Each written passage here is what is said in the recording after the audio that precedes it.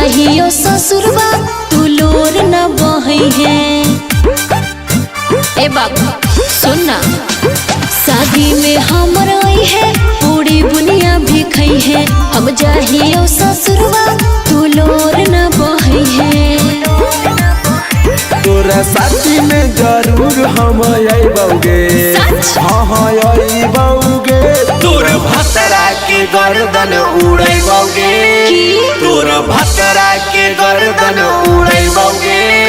ओकर मरल के भोज भात खैबौगे। तोर भतरा के गर्दन उड़ैबौगे।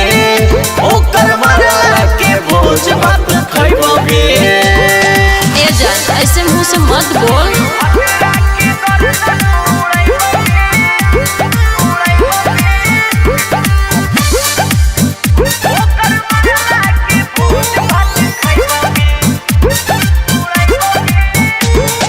ऐसन कबो करी है नहीं गड़बड़ कौनो काम, जकरा से डूबे हमर माई बाबू के नाम। ए बाबू बात समझना। तू तो कहीं नहीं हमर ख्याल लगे। अब देख तोरा होता बुरा हाल लगे। ए बाबू ऐसा नहीं है। साथे वाला फोटो सब के देखैबौगे। हाँ देखैबौगे। तोरा भतरा के गर्दन उड़ैबौगे। तोरा भतरा के गर्दन उड़ैबौगे। ओकर माला के भोज भात खैबौगे। तोर भतरा के गर्दन उड़ैबौगे।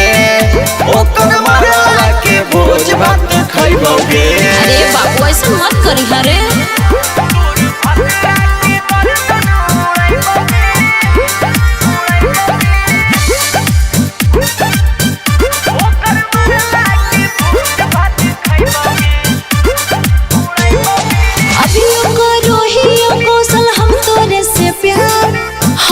कुछ मजबूरी शादी करे पर तो यार। ए बाबू मजबूरी हो ना।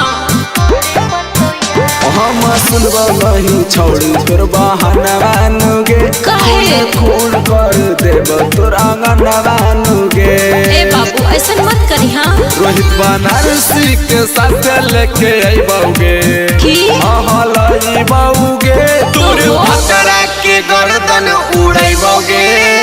तोर भतरा के गर्दन उड़ैबौगे। ओकर मरला के भोज भात खैबौगे। तोर भतरा के गर्दन उड़ैबौगे।